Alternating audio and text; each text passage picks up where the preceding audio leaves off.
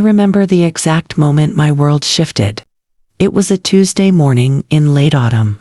The kind where Seattle's rain falls in a persistent drizzle, turning the streets into slick mirrors of gray sky. I was 71 years old, sitting in the cardiology waiting room at Harborview Medical Center, surrounded by the muted hum of fluorescent lights and the occasional rustle of outdated magazines. The air smelled faintly of antiseptic and stale coffee, a scent that always made me think of vulnerability. People waiting for news about the one organ that keeps us all going. My phone vibrated in my purse, a subtle buzz that I almost ignored. But something compelled me to check it. The message was from Lauren, my only daughter. Short, stark, without preamble. We're leaving the US tomorrow morning. I sold the lake house and Dad's watch. I need the money. Don't call me anymore. I read it once. Then twice. Then a third time. As if the words might rearrange themselves into something less devastating. My hands went cold, numb at the fingertips. And my heart, already the reason I was there, began to race erratically. Across from me, a reflective glass panel caught my image. A 71-year-old woman with silver hair pulled into a neat bun. Her face pale and drawn, eyes wide with shock. She looked like someone who had just lost another loved one. The second time in less than half a year. I jumped to my feet, my folder of medical records slipping from my lap and scattering across the linoleum floor. The nurse called my name, Mrs. Brooks. But her voice sounded distant, muffled by the roar in my ears. My daughter had just sold my entire life away with a single text message. In that shattering instant, I decided to do something she would never expect. If you're still with me, listening to this tale unfold, tell me where you're watching from. Every comment you leave is another mark in this journey we've shared. And if this story has touched a chord in you, don't forget to hit like so it can reach even further. My name is Helen Brooks. At 71, I'm a widow living alone in a modest two-story house in northern Seattle, where the mornings often greet me with a soft rain pattering against the windows and the aroma of freshly roasted coffee wafting in from the corner cafe. I've called this city home for over 40 years, long enough to grow accustomed to the perpetual dampness. Long enough to believe that some things in life are unshakable, rooted deep like the ancient evergreens that line the streets. Richard, my husband, shared that belief. We married young, in our early 20s, and our 45 years together weren't always a fairy tale. But they were built on a foundation of trust. The kind that weathers storms without crumbling.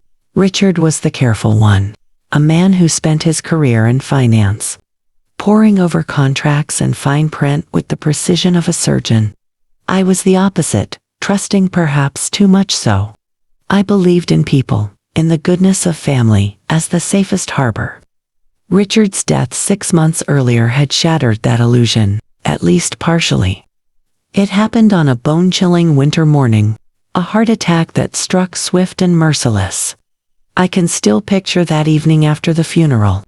Sitting alone in our living room, the armchair he favored, still holding a whisper of his warmth. His heavy metal watch, the one he'd worn for decades, lay on the side table, its hands ticking onward as if oblivious to the void it measured. Lauren had been my anchor in those initial weeks.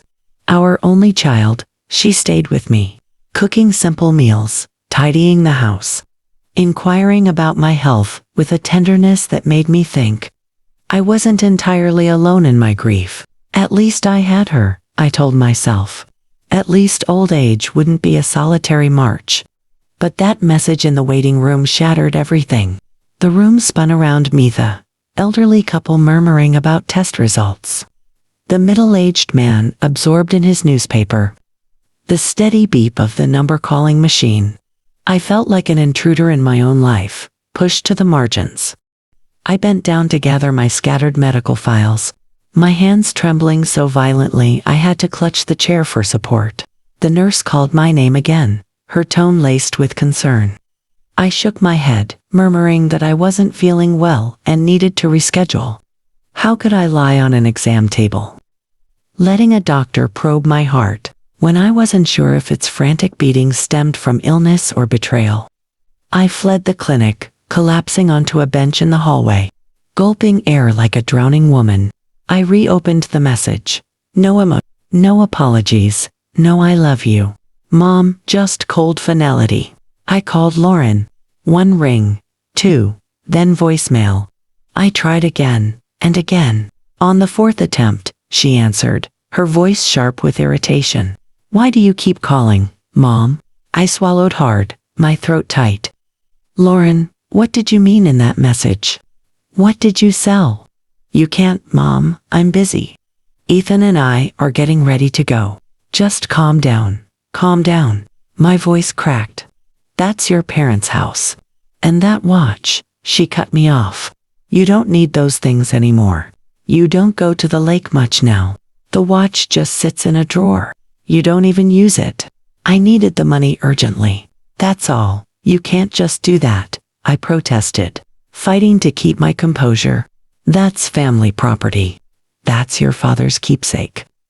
A brief pause on her end, then a sigh, as if I were a petulant child. You're making this a bigger deal than it is. You have a house in Seattle now. That's enough. I have to hang up. The taxi is almost here. Lauren, wait. The line went dead. I sat there, invisible to the passersby. A wave of shame washing over me not for any exposed secret, but for the deeper wound of being deemed irrelevant, discarded by my own flesh and blood. At my age, loneliness is a common fear. But there's a quieter terror, becoming invisible within your family. The lake house she mentioned was our sanctuary in eastern Washington. A modest 2-story wooden structure overlooking a serene lake. Richard and I had spent nearly every summer there for 30 years. It wasn't luxurious marble counters or grand views from every window, but it was ours.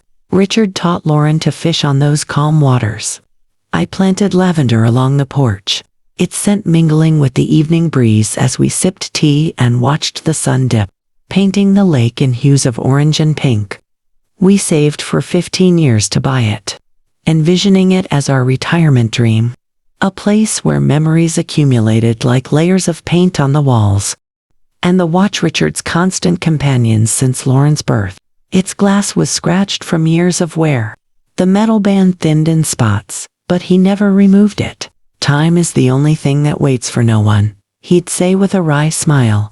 I had planned to pass it to Lauren, a tangible piece of her father.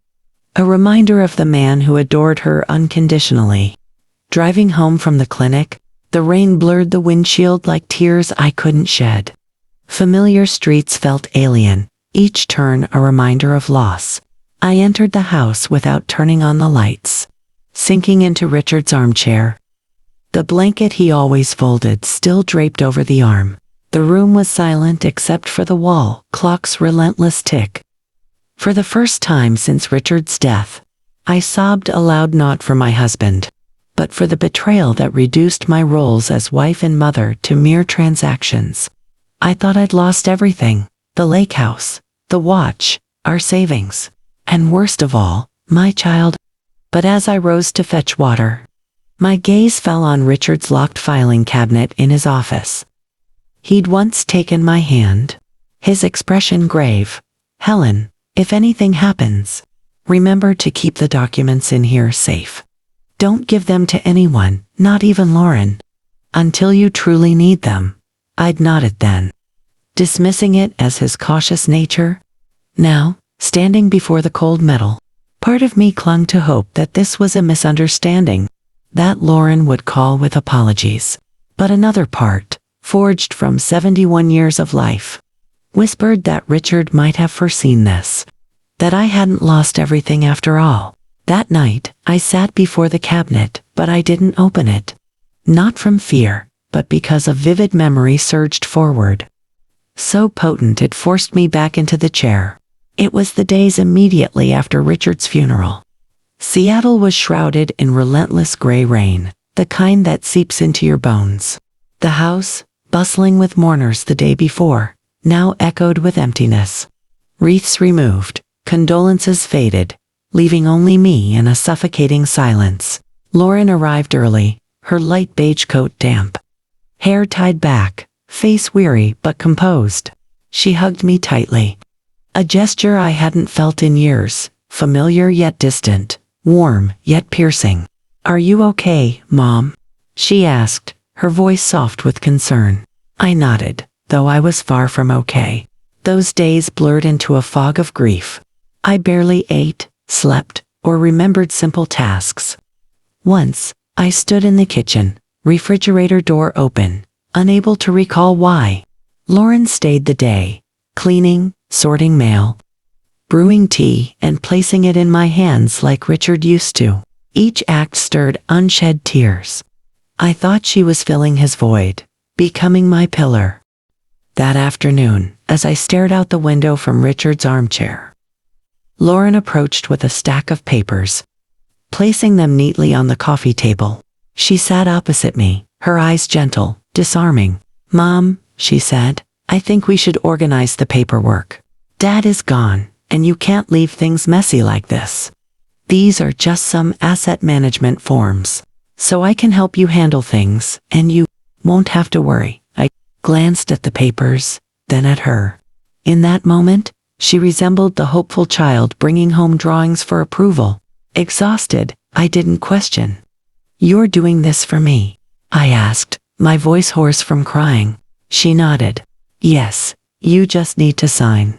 It's only a formality. I'll take care of everything." Holding the pen, my fingers trembled not from cold, but from the weight of grief. The pages were dense with legal jargon Richard would have deciphered.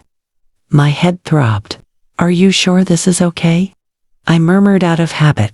Lauren smiled, covering my hand with hers. "You trust me, right?" I nodded and signed, page after page, each stroke a surrender. I thought of Richard, believing this was what he'd want our daughter stepping in.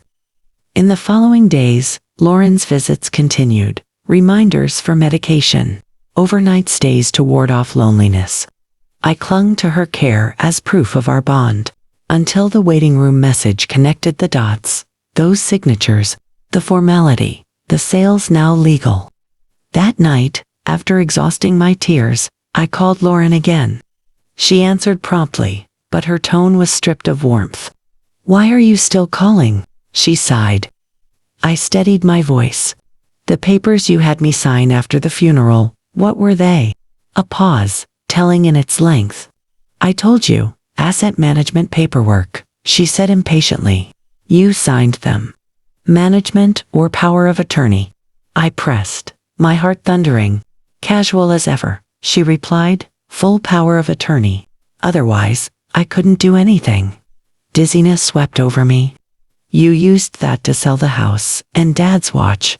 "Yes," she said without remorse. "I had the legal right." "You signed." I bit my lip, humiliation burning. "Do you know what state I was in? I just lost your father. I wasn't in my right mind." Silence. "Then, I know you're sad, but that's unrelated. Everyone has to keep living, Mom." Her words froze me, not the content, but the detachment, like a stranger severing ties. The call ended, leaving me staring at familiar objects turned foreign. Lauren's post-funeral care now seemed calculated. A performance to secure my signature. For the first time, I feared my own daughter, not for further harm, but because I no longer recognized her. The child I'd nurtured could strip me bare and deem it necessary. I sat in the bedroom, the lamp casting shadows on our wedding photo. Richard smiled back. "You knew this would happen, didn't you?" I whispered. And I wondered, would the careful Richard leave everything to chance, reliant on a grief-stricken signature? The next morning, I awoke early despite fragmented sleep. Seattle's gray light filtered in, my mind clearer. I brewed coffee, but sipped little, driven by one need, to assess what remained. Facing truth, however brutal. The bank, our longtime institution, was a short drive. The route was ingrained, but that morning, it felt fraught. Gripping the wheel, palms sweaty, heart heavy. I glimpsed my reflection in the rearview, hunched shoulders, dark circles, a shadow of my former self. Richard used to tease my calm. Now, it eluded me. The teller smiled politely as I presented my card. I sat across from her, hands on the counter. "I'd like to check the balances on the accounts in my name," she typed efficiently. Then her smile faltered, hesitation creeping in. She glanced up with sympathy. "Mrs. Brooks, the current balance is very low." "How low?" She turned the screen. My mind blanked at the number. Savings nearly depleted. Large withdrawals, days apart, all under Helen Brooks. "Is there a mistake?" I asked futilely. She shook her head. "All transactions were under a valid power of attorney. Your daughter had full authority." I leaned back, strength ebbing. "So, there's nothing left." Compassion in her eyes. "You have a small amount in checking, but most assets have been transferred." I mumbled thanks, navigating the lobby past waiting customers, their glances noting my pallor. Outside, rain pelted my face. I stood umbrella-less, letting it soak me as punishment. Shame of poverty hit, not true destitution, but being stripped in life's twilight. At 71, I should contemplate rest. Instead, I felt burdensome, obsolete. Driving home numbly, sounds distorted. I sank into Richard's armchair, staring into void. No tears this time, just hollow acceptance. Abandoned old age arrives quietly, a text, a signature, bank digits. That afternoon, I sought a lawyer, not for victory, but motion. Online, I found a small firm near downtown, specializing in civil and family assets. The office was on the second floor of an aged building. Stairs narrow, light dim. Each step felt regressive, back to helplessness. Mark, the young lawyer, shook my hand. His youth around Lauren's age stark against my weariness. I recounted everything: funeral, papers, message, bank, no embellishments. When I described signing in grief, my voice rose but persisted.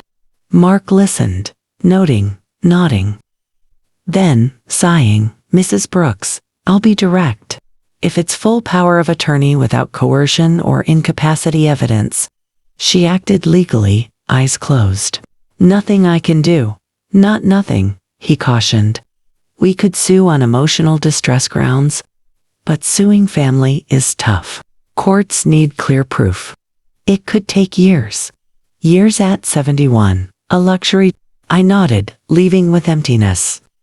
Downstairs, rain ceased, sky gray. People hurried with purpose. I stood directionless. That night, lights off, despair seeped in. I pondered survival, bills, meds, future. Richard's words echoed. "Never put all your eggs in one basket. Trusting is good, but need an exit." Eyes on the filing cabinet. His words gained weight.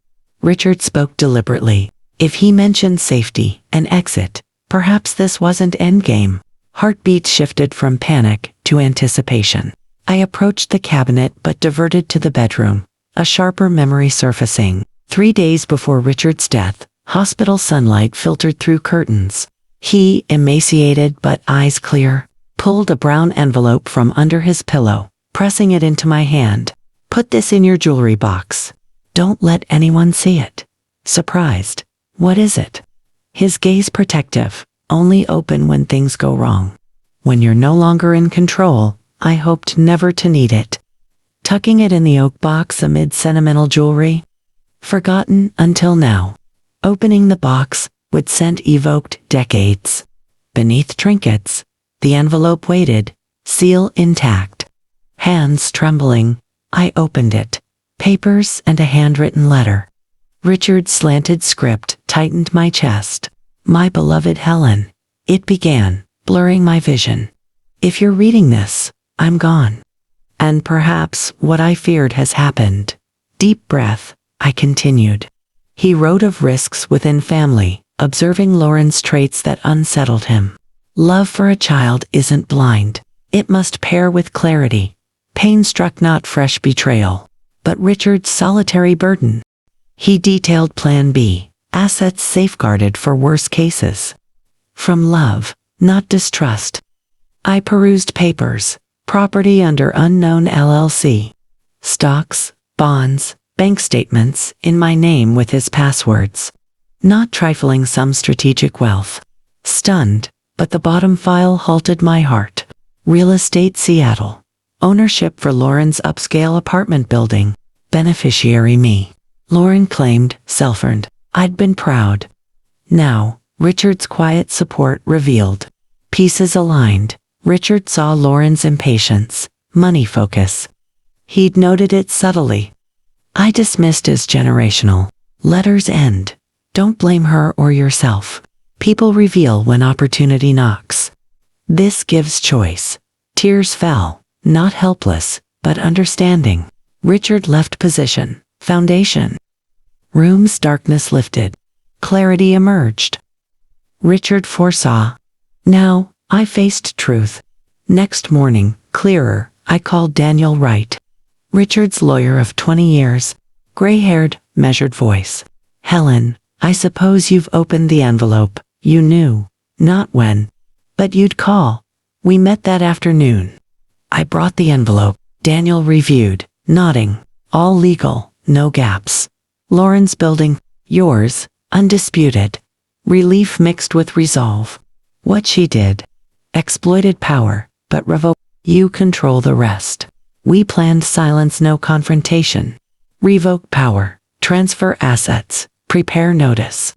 I signed, reading every line. No rush, Daniel said. But I paced time. Notice held. Let Lauren enjoy illusion. Leaving, calm, settled like writing a table unnoticed. Days normal, shopping, neighbors. Lauren texted trip snippets. I replied neutrally, reinforcing her view of acquiescent mother. Daniel updated, secured. Sure to wait. Yes. Waiting for return. Lesson in grounding. One gray morning, doorbell rang insistently. I knew. Unrushed, I dried hands, opened door. Lauren, disheveled. Bloodshot eyes, crumpled papers. Mom, what is this? I invited her in. Ethan followed, jaw tight. What stunt is this? Eviction notice. Lauren, misunderstanding, right? Calmly, read carefully. Building yours. Our contract limited use. Ethan scoffed. Richard a bank. He disliked showing too money-focused. I produced copies. Evergreen Holdings LLC. Richard's. Lauren slumped. Ethan panicked. Not legal, will sue. Daniel prepared. No loopholes. Lauren, behind my back, like you to me. Silence. Ethan to Lauren, you said she agreed. Lauren broke. I thought she'd understand. That was my life. Ethan paced. No jobs, throw us out. 30 days. Lauren pleaded. I firm. They left. Door echoing. Exhaustion, but marker. First, not bowing, rain fell. I poured tea. Chapter turned. After chaos, silence, hollow. Ignored calls. Daniel, no appeals. 3 days. Lauren alone. Backyard trimming lavender. Car stopped. Footsteps. Mom, talk. We sat, Ethan not, who I thought. Arguments, blame. Worried for himself. Packed, left. Sadness, not joy. Lauren, wrong. Trusted too much. Chased, not mine. Silent, images flashed. Child Lauren. Could evict, hope sparked. But different path. No money. Luxury. Small apartment, old building. Support self. Job. Community service elderly. Homeless. Lauren froze. Struggled. Nodded. Accept. Not want. Need. Hug loose. I patted back. Stay alone. Door closed. Exhaustion from choosing harder road. Lauren moved cloudy morning. I stayed back. Steps hers. Apartment South City. 1970s building. Narrow halls. Dim lights. Called, here, okay? No amenities, but okay. Beginning. Learned basics. Buses, budgeting. Part-time medical supply store. Real change. St. Margaret's Nursing Home. 3 days weekly. Assistance. Wheelchairs. Listening. First evening call. Didn't think like that. Lonely. Told elderly woman. Bracelet from son nurse said he left. Voice shifted. Weeks. Calls changed. Less defensive. Stories, Mr. Henry. Mrs. Ruth came close to making them wait. Realization good. Manager called. Takes seriously. Chest warmed. Nights. Doubted hardness. Remembered certainty in selling. Collapses. Rebuild. Hope. Fragile enough. Returned lake house misty morning. Road leaves covered. Air damp wood. Parked. Held moment. House unchanged yet marked. Peeled paint. Creak. Scratch. Inside. Smells. Wood. Tea. No tears. Memories spoke. Decided not sell. Restore foundation. Called Lauren. Taken back. Next. Repair. Help. Next day. Weekend. Arrived casual. Backpack. Stood late gazing. Exhaled. Tasks. Leaves. Dust. Curtains. Awkward rake. But persisted. Noon. Richard's gloves. Dad's. Yes. Worked side by side. Rhythm. Came often. Learned skills. Paint. Mortar. Hands blistered. Fine. Talk scattered. Our sacrifices. Nursing home tales. Working peaceful. Smiled.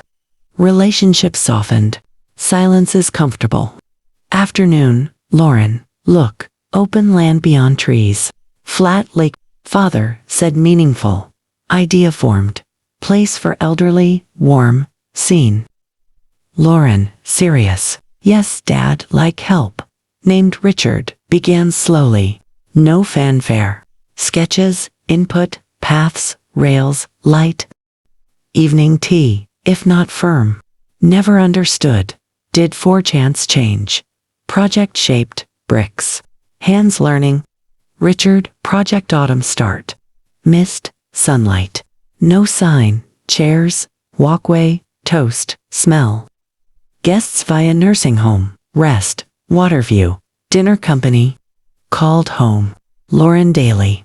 Bus job. Return. Kitchen. Porch. Beds. Chose. Evening ledger. Want study elder care. Nodded. Applied. Stable job. Pay low. Hours hard. No complaint. Maturity. Ethan returned cold afternoon. Doorbell tentative. Thinner. Awkward. Apologize. Thought. Lost. Shortest path. No comfort. Lauren porch.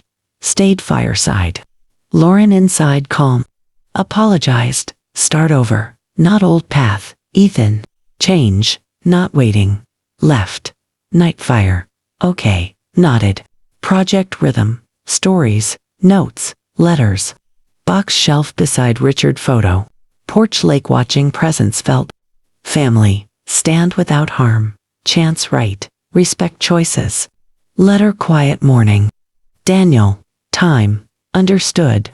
Afternoon office. Envelope. Read. Assets not divide. Magnify worst. Community fund seed. Lakeview Trust. Housing care. Trustees us. Together. Lauren wide-eyed. Trusts. Honesty. Home silent. Porch lake. If before, different. Didn't. Father knew. Standing broken foundation. Lost becomes if learn. Managed. Small. Grants. Stays. Lauren careful. Declined proposal. Revised. Watched distance. Peace. Nights. Resentment burden. Let go. Boundaries firm. Accepted Lauren learning. Family real. No. Stay hard. Not money cover. Evening sign. You welcome. Lauren smiled. Sky clouds. Richard standard. Patience. Growth. Years passed. Memory dulled. Older. Steady. Peace. Put belong. Live 2. Winter City apartment walks. Rest lake. Mist. Sunlight. Wind. Rhythms 1. Lauren simple. Works. Studies. Weekends. Project. Porch talks. Lamps. Records. Understands value. Storage. Watchbox. Sold, bought back. Hold. Remember message. No shake back. Reminder. Forgiveness. Not weak. Forget. Allow. Boundaries stand. Chose revenge. Lost daughter. Harder road. Found self. Reread message. Folded page. Grateful woman chose law. Patience. Peace real. Dinners. Mornings. Laugh. Walk beside. Close not lose. Did not lose daughter. Found self. Betrayal. Choose humanity. Win not empty. Before close. Sit longer. Evening falls. Grateful patience. Long story. Reading from line enough. Story complete reaches real. Stirred memory. Pain. Decision. Share comments. Not alone. Felt accompanied. Like, subscribe. Stories meet gently.